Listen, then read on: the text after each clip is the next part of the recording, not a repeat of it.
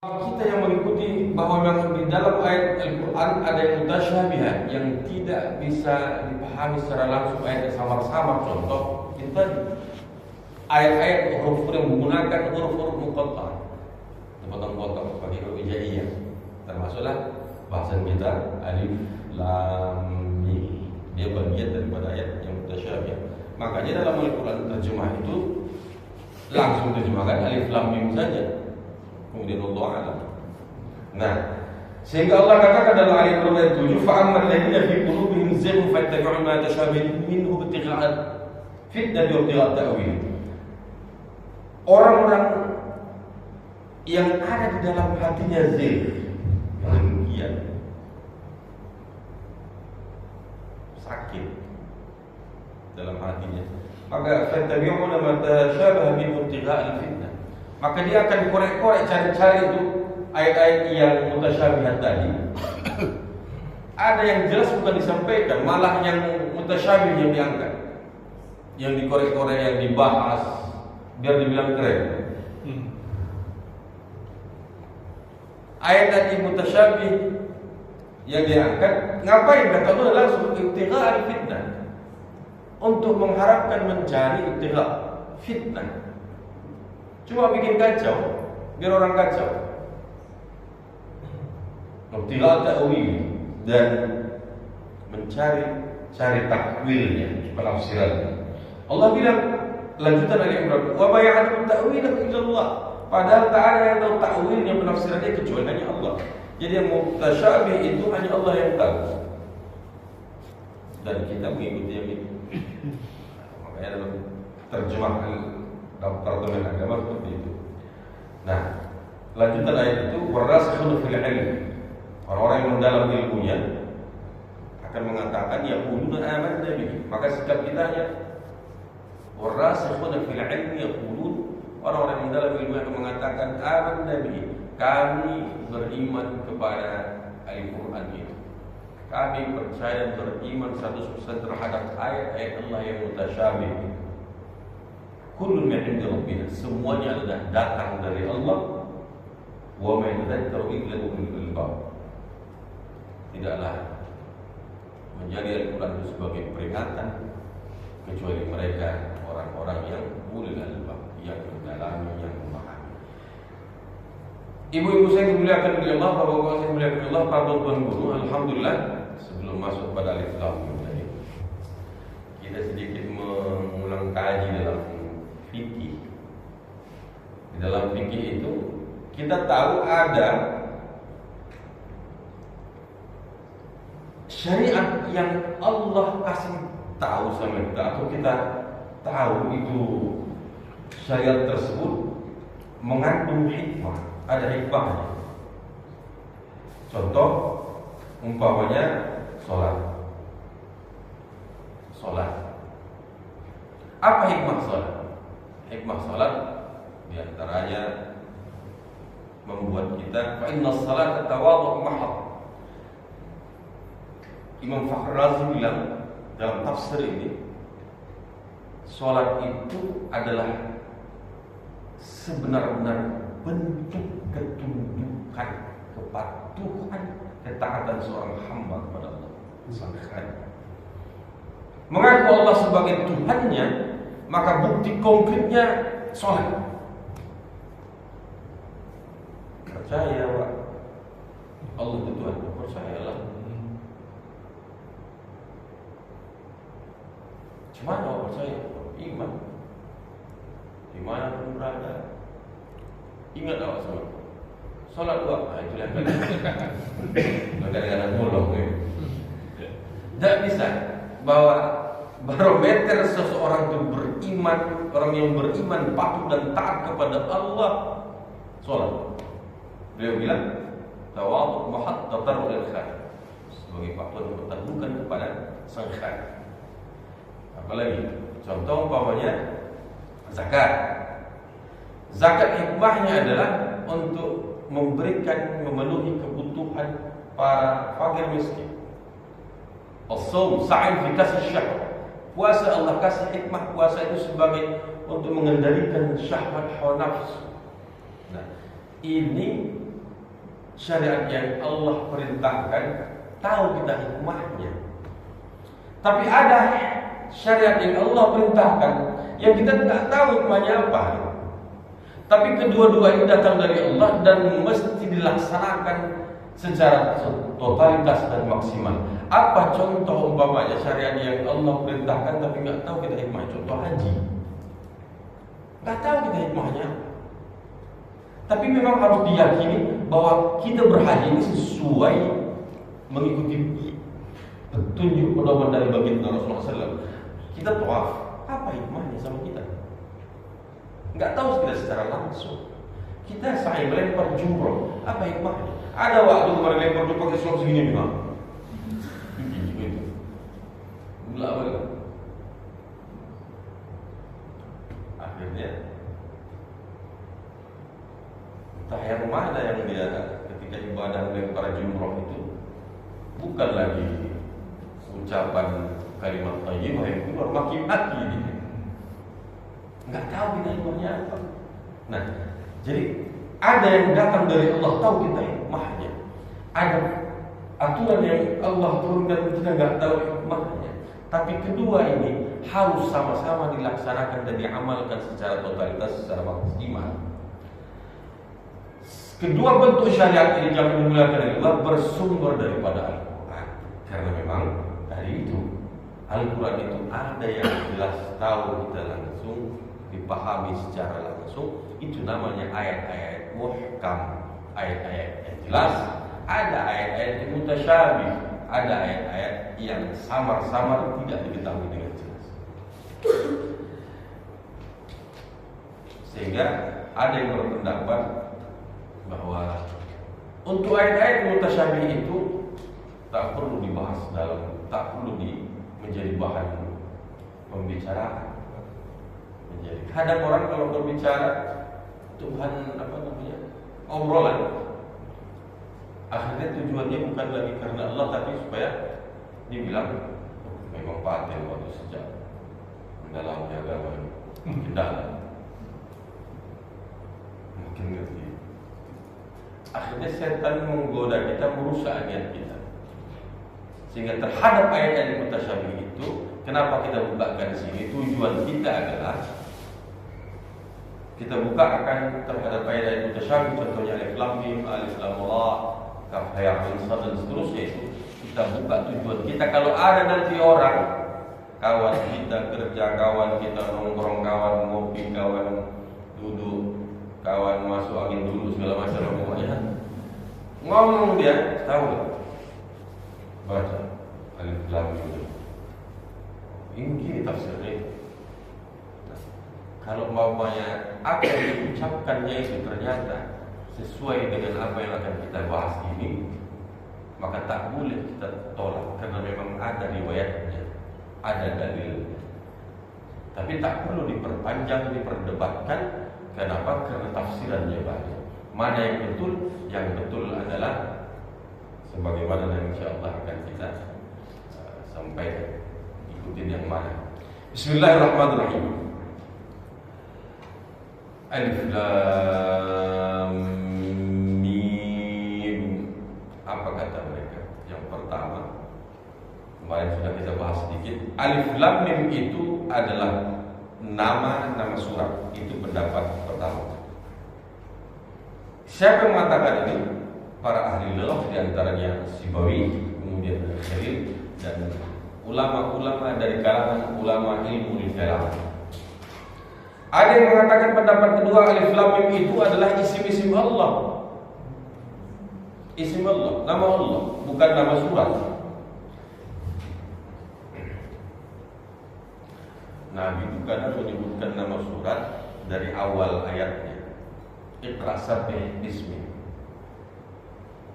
Alif lam mim. Makanya pendapat pertama mengatakan itu nama surat. Pendapat kedua bilang, oh enggak, itu nama-nama Allah. Dari mana? Jadi kalau ada kawan kita, tahu enggak alif lam mim itu baca? Ya. Alif lam mim itu mana pula bisa alif lam mim Allahu a'lam. Harus ada. Nah, ini dia. Jemaah dimuliakan oleh Allah. Ada dua kalangan pendapat ulama yang mengatakan pertama, kelompok pertama, bahwa Bagaimana mungkin Al-Quran yang merupakan diturunkan oleh Allah untuk manusia, yang menjadi pedoman hidup manusia, kemudian ada yang samar, tak bisa dipahami. Itu yang pertama. Ada dari mereka juga. Apa di antaranya? Ada banyak sekali. Di antaranya Al-Quran itu hudan linnas, sebagai petunjuk manusia. Bagaimana petunjuk manusia tapi nggak bisa dipahami? Hudan lil muttaqin, petunjuk bagi orang muttaqin. Kok bisa masa Al-Quran petunjuk bagi orang-orang bertakwa nggak bisa dipahami? Ada yang samar. Ayat al-afadadabbarun al-Quran am ala qulubi muqfaluha. Apakah mereka tidak mentadabburi, merenungi, menghayati Al-Quran itu?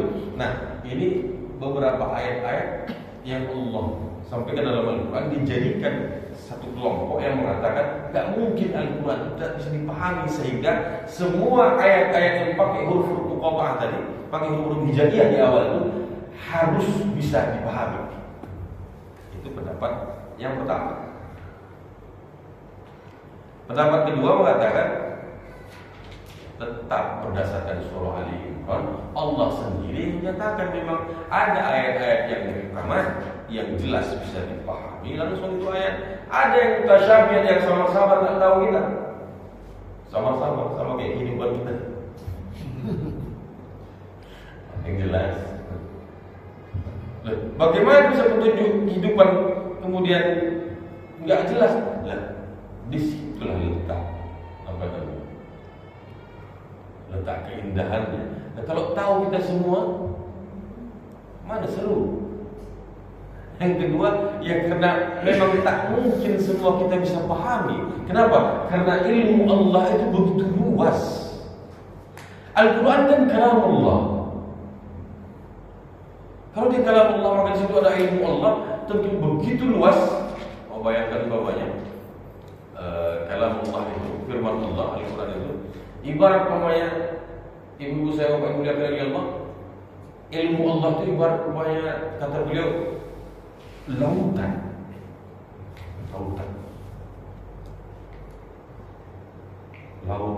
Kemudian diturunkan Al-Quran itu, ilmu Allah itu diturunkan kepada Rasul. Wahyu itu diturunkan kepada Rasul. Mau diturunkan sama kita, gak sanggup kita langsung. Kadar kemampuan kapasitas kita enggak sanggup untuk menerima itu langsung. Yang sanggup siapa? Manusia pilihan yang dipilih oleh Allah. Siapa? Ya para rasul, para nabi. Manusia biasa enggak akan mungkin langsung bisa terima. Ibarat umpamanya ini ada air banyak, ini ada gelas, umpamanya di gelas air sudah mulai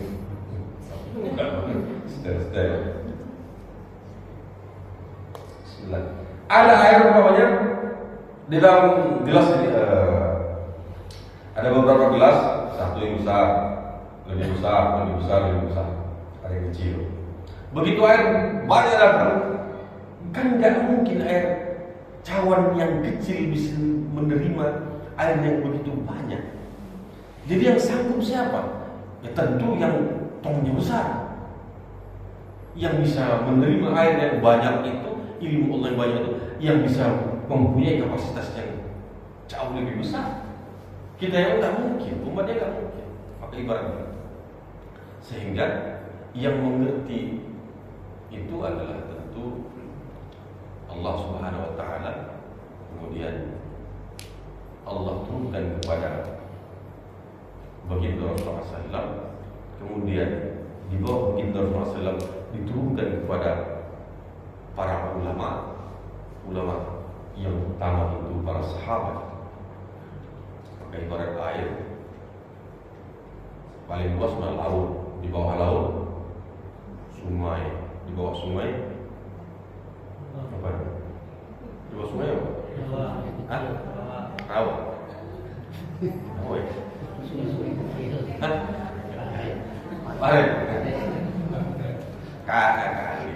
Tali air terus makin kecil. Kan kapasitasnya kan lama makin kecil. Loh, kalau bawahnya air begitu besar tiba-tiba langsung ke parit, tenggelam, nggak sanggup melimpah. Maka ibarat demikian pula itu Allah. Jadi ada yang memang kita tak sanggup. Ada khabar begini, khabar bukan hadis Nabi, tapi khabar petuah Nabi didapatkan oleh ditampilkan dalam tafsir. Bilang begini, lil ulama sir, para ulama itu ada rahasianya. Walil khulafa sir, para pemimpin itu pun punya rahasia. Walil anbiya sir, dan para nabi itu punya rahasia. Dia mau bilang bahwa setiap orang punya kapasitasnya masing-masing, nggak mungkin dilimpahkan kepada orang yang punya kapasitas kecil. Masing-masing sesuai dengan kadarnya. Walil malaikati sir, para malaikat itu punya rahasia. Walillahi min ba'di dzalik kullu sir, dan Allah punya rahasia lebih daripada itu semua tadi. Apa kata beliau? Falau ittala'a al-juhal 'ala sirril ulama la abadu. Kalau seandainya ditampilkan, dimunculkan, diketahui orang-orang yang jahil terkait sama rahasia-rahasia para ulama yang ditutupi oleh para ulama, tentu orang-orang jahil ini akan memunculkan itu dengan niat tak baik untuk merusak itu. Demikian pula kata beliau, walau ittala'a al-ulama 'ala sirril khulafa, kalau umpamanya diketahuilah oleh para ulama rahasia para pemimpin, tentu para ulama ini akan melepaskan, meninggalkan, tidak akan mau mengikuti para taat dengan pemimpin-pemimpin ini, sehingga dijaga rahasia itu. Walau ittala'a al-khulafa 'ala sirril anbiya la khalafu. Kalaulah para pemimpin itu, khalifah-khalifah itu, pemimpin-pemimpin itu mengetahui, dibongkarkan sama mereka rahasia-rahasia para nabi, tentu para pemimpin-pemimpin ini akan meninggalkan para nabi. Udah tahu rahasianya, ngapain diikuti? Walau ittala'a al-anbiya 'ala sirril malaikat la ta'ammu. Kalau dibukakan kepada para nabi rahasia para malaikat, kalau para nabi sikap mereka apa? Mereka akan lebih sempurnakan lagi. Walau ittala'a al-malaika 'ala sirrillah ta'ala. Kalau umpamanya Allah bukakan sama malaikat rahasia Allah itu, la ta'u akhiri, bingung para malaikat. Ini menunjukkan bahwa ilmu itu disesuaikan dengan kadarnya. Bukan hadis tapi apa? Jawab yang mulia dari Allah. Pertama tadi adalah dari pendapat mengatakan bahwa itu alif lam mim itu. Ini alif lam mim bukan judul film, Pak. Ada film alif lam mim. Ada juga alif lam mim silat. Ya, Pak. Anggota Kopasel silat lam mim. Ada juga pecah silat aliran alif lam mim dari huruf alif neraka itu. Biasa kan dari alam kan, jurus harimau, jurus apa, macam-macam, jurus buaya ada macam-macam, buaya darat, ada buaya. Nah ini ada, tahu saya pernah dengar ada silat dari alif lam, dari huruf alif lam, terinspirasi dari sini. Nah, yang ketiga mengatakan bahwa alif lam mim itu bagian daripada isim Allah. Tadi yang kedua mengatakan sama, pendapat kedua dan ketiga hampir mirip, sama-sama dari isim Allah. Kenapa? Ada dalilnya. Suatu hari ada yang mendengarkan Ali radhiyallahu anhu mengatakan begini. Ali lagi zikir, dia berzikir dengan saya, ya Allah, ya Allah. Ya itu artinya wahai.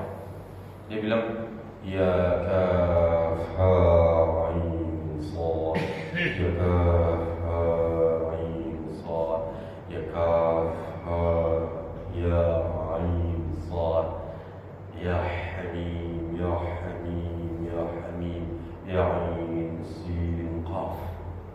Ali zikir, dia mengucapkan ini.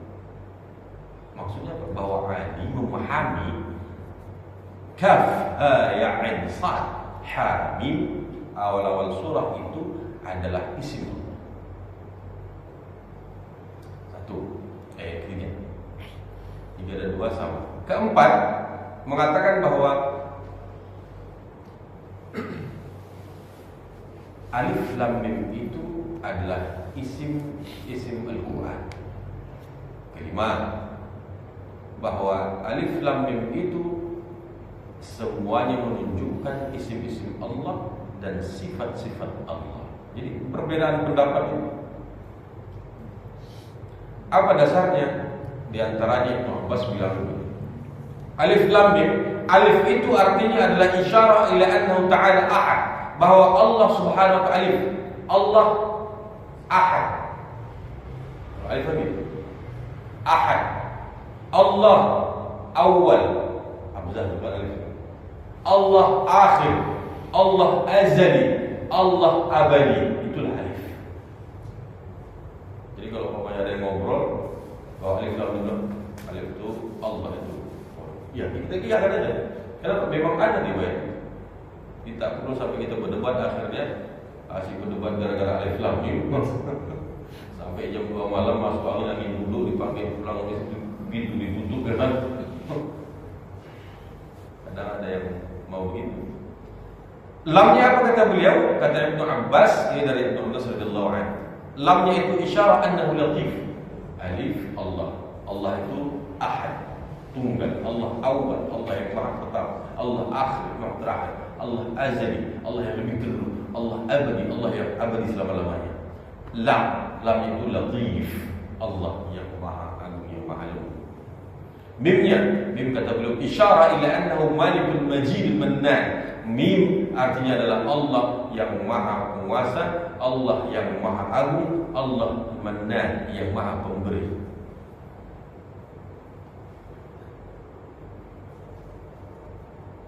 Itu pendapat dari Ibnu Abbas.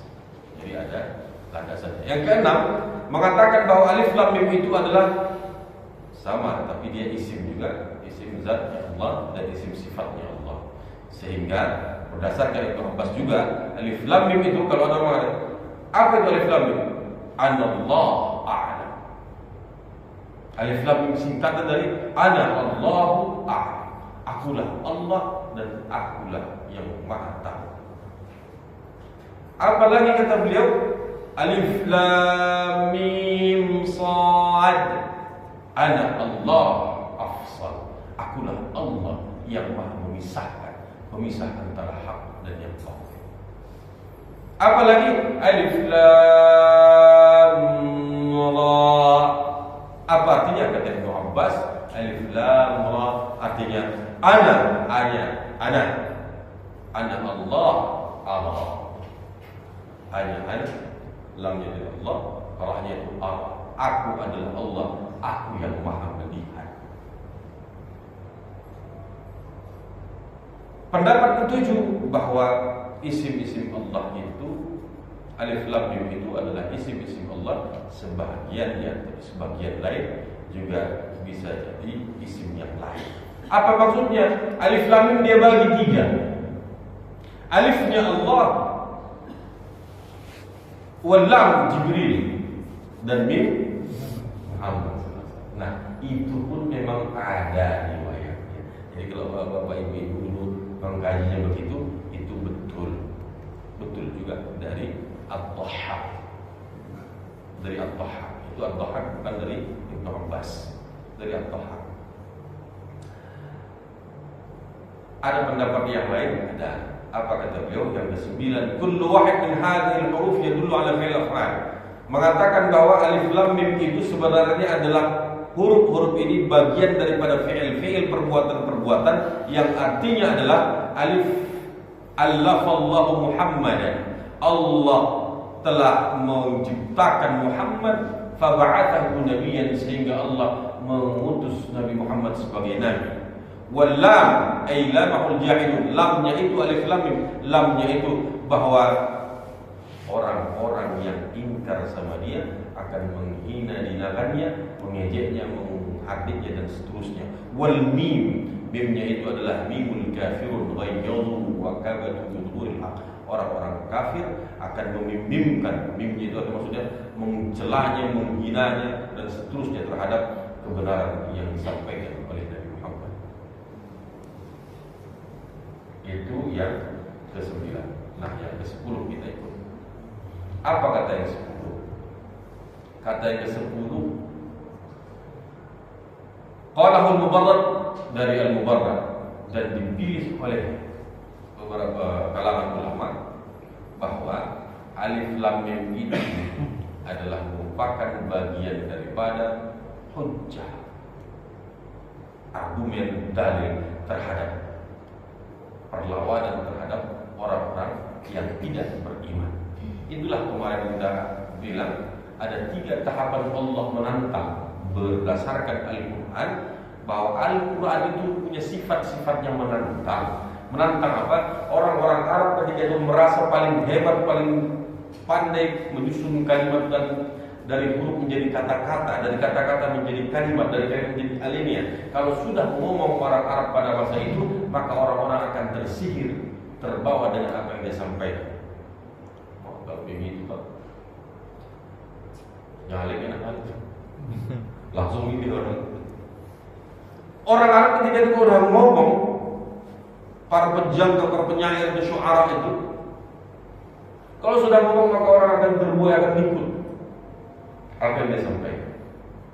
Sehingga Al-Quran datang turun ibarat apa namanya, yang menghinakan mereka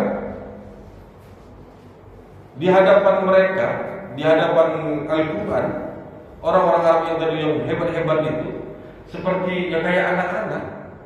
Kalau anak-anak kan nggak mungkin langsung diajarkan satu kalimat langsung. Semua orang kalau baru pandai bicara pasti diajari kata per kata. Ada anak ibu begitulah dia pandai cerita langsung.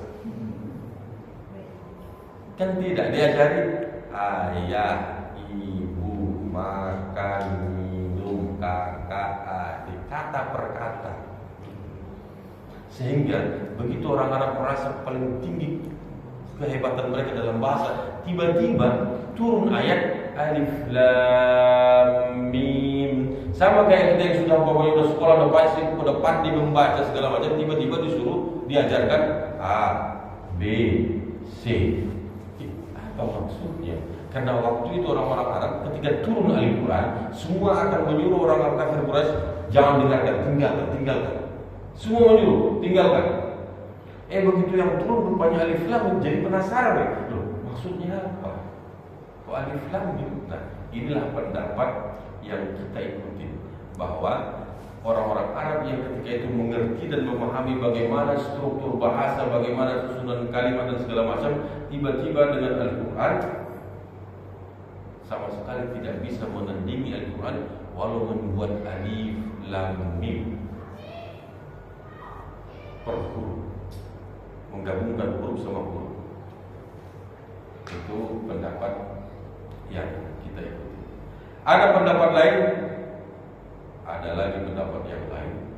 Di antaranya adalah apa katanya di sini, bahwa alif lam mim itu merupakan isyarat, petunjuk. Petunjuk apa? Alifnya itu adalah menunjukkan istiqamah. Istiqamah. Alif istiqamah.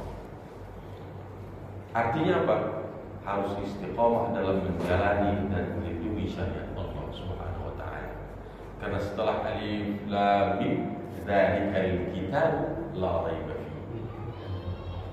Tidak ada keraguan di dalam kitab itu.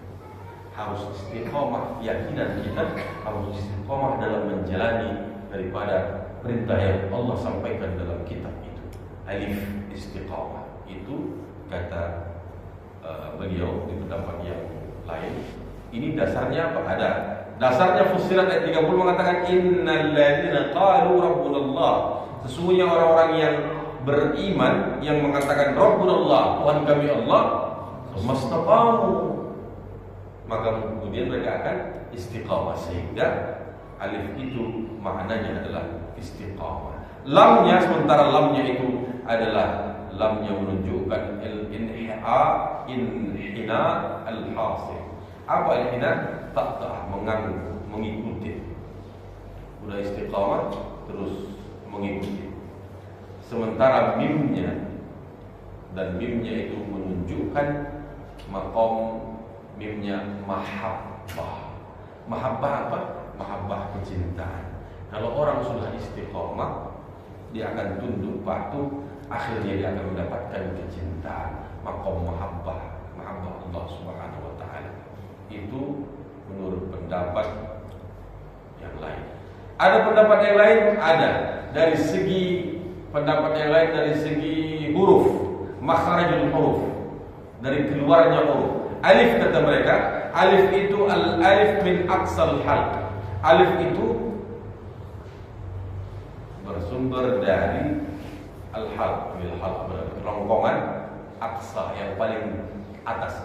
Alif, a, alif yang paling atas. Sementara lam, huruf lam, lam min tarfil lisan, dari ujung lidah, lam. Dia membahas dari segi makhraj huruf, makhraj huruf. Alif dari aqsa paling tinggi langit-langitnya kerongkongan.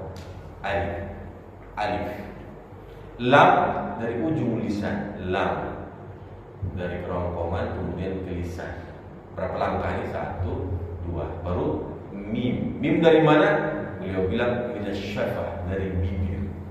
Mim, alif, alif, lam, lam, mim. Mim dari bibir. Sehingga ada 3 tahapan. Di pertama, di tengah, di akhir. Pertama itu alif. Alif di mana tadi? Di kerongkongan paling atas. Lam tadi di lidah, ujung lidah, tapi masih dalam mulut. Sementara mim dari bibir, ada 3. Sehingga artinya apa? Bahwa zikir itu tidak boleh lepas di awal, di tengah, dan di akhir. Itu menurut tafsir fafirru ilallah. Az-Zariyat al-Ilmu pun mengatakan fafirru ilallah, kembalilah kepada Allah Subhanahu wa ta'ala. Itu menurut pendapat-pendapat para ulama terkait sama tafsir daripada alif lam mim. Pendapat yang lain ada. Apa kata beliau? Mengatakan bahwa anna ta'allum bihadhil huruf, yang namanya orang belajar ngerti huruf kan harusnya belajar. Nabi Muhammad kan enggak sekolah, enggak mengenyam pendidikan, enggak SD, enggak SR, sekolah rakyat pun enggak ada. Wa in kana mu'tarin kulli ahad. Orang kalau mau tahu huruf tentu dia harusnya belajar. Nah, enggak akan bisa mengenal huruf itu. Kok tiba-tiba Muhammad sallallahu alaihi wasallam, beliau baginda Rasul, kok bisa tahu? Orang satu kota itu tahu bahwa Muhammad itu enggak pernah sekolah, enggak ngerti huruf. Memang bangsanya buta huruf dan dia tidak pernah diajarkan tentang itu. Kok Muhammad begitu lancar? Nah, inilah menunjukkan bahwa ini bagian daripada sesuatu yang gaib, bahwa itu turun dari Allah Subhanahu wa taala, merupakan sebagai wahyu yang tak akan mungkin bisa ditandingi oleh siapapun. Maka ini adalah bukti daripada mukjizat yang Allah berikan terhadap kebenaran yang disampaikan oleh baginda Rasulullah SAW berdasarkan wahyu Allah Subhanahu wa taala.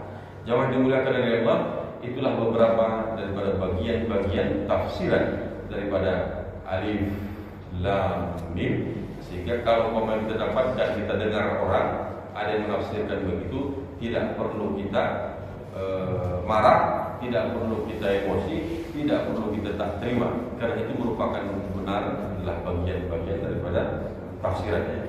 Ada juga alif lam mim mengatakan bahwa alif lam itu sifat. Sifat apa? Sifat perbuatan, sifat-sifatnya Allah, sifat dari perbuatan Allah. Apa katakan alif? Alif itu adalah ala. Ala itu artinya nikmat. Lam itu artinya maha lembutnya Allah. Sementara mimnya itu majid. Majid itu artinya keagungan. Wallahu a'lam bishawab. Insyaallah akan kita lanjutkan minggu depan dalam surah Al-Baqarah ayat yang kedua. Demikian yang dapat saya sampaikan. Mudah-mudahan bermanfaat bagi kita semua untuk mengulang kaji. Astaghfirukum wa akhirul kalam. Wassalamualaikum warahmatullahi wabarakatuh.